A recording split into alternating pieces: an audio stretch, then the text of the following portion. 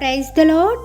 ఈరోజు దేవుని వాక్యము యెహోషువ గ్రంథము 3వ అధ్యాయము 5వ వచనము. యెహోవా మీ మధ్య అద్భుత కార్యములను చేయును. ఇది యెహోషువ ఇశ్రాయేలుల జనాంగం అంతటినీ నడిపించే క్రమంలో వారితో మాట్లాడుతున్న మాట. దేవుడు మీ మధ్య అద్భుత కార్యములు చెయ్యబోతున్నాడు, కాబట్టి మీరు పరిశుద్ధపరచుకునుడి అని జనులందరికీ యెహోషువ ఆజ్ఞాపించినాడు.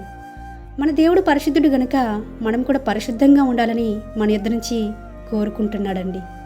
మరి ఈ ప్రజలు అనేక మార్లు సనుగుతూ గొనుగుతూ దేవుడి మీదే తిరుగుబాటు చేస్తూ లోబడనల్లక ఉన్నారు కదండి.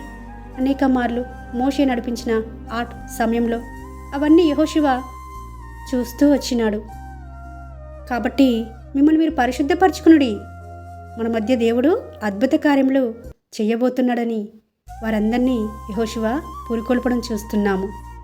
ఇక్కడ అద్భుత కార్యములు జరగాలి అని మనం ఆశించడంలో తప్పులేదు, కానీ మనం ఎంతవరకు పవిత్రంగా పరిశుద్ధంగా జీవిస్తున్నాము, మనల్ని మనం కాపాడుకుంటున్నాము అనేది మనం పరీక్షించుకోవాలి. ఈరోజు దేవుడు స్పష్టంగా మనందరితో మాట్లాడుతున్నాడు. మిమ్మల్ని మీరు పరిశుద్ధీకరించుకోండి. మీ తలంపులు, ఊహలు, ఉద్దేశాలు, మాట తీరు, ప్రవర్తన ఎక్కడైతే తప్పిపోతున్నారో వాటన్నిటిని సరిచేసుకోండి, చక్కపరుచుకోండి. మిమ్మల్ని మీరు పరిశుద్ధీకరించుకుంటే మీ జీవితాలలో అద్భుత కార్యం చేయడానికి నేను సిద్ధంగా ఉన్నానని ప్రభు ఈ రోజున మనందరితో మాట్లాడుతున్నాడు. యెహోషువ ఏ విధంగా అయితే ఇశ్రాయేలుల జనాంగం మొత్తానికి ఆజ్ఞాపిస్తున్నాడో మిమ్మల్ని మీరు పరిశుద్ధీకరించుకునండి, యెహోవా మీ మధ్య అద్భుత కార్యములు చేయబోతున్నాడని చెప్తున్నాడు.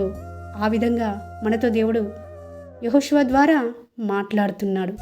మరి పరిశుద్ధీకరించుకోవాలి కదండి. ఎన్నో మార్లు తెలిసి తెలియక పరిశుద్ధతను కోల్పోతూ ఉంటాము. అనకూడని మాట అనడం, చూడకూడనిది చూడటము, దేవునికి విరోధమైన పని చేయటము, ఏదో ఒకటి చేస్తూ ఉంటామండి. మనకు తెలియకుండానే కొన్నిసార్లు అలా పడిపోతూ ఉంటాము. ఆత్మీయమైన పతనానికి దారితీస్తూ ఉంటుంది అది.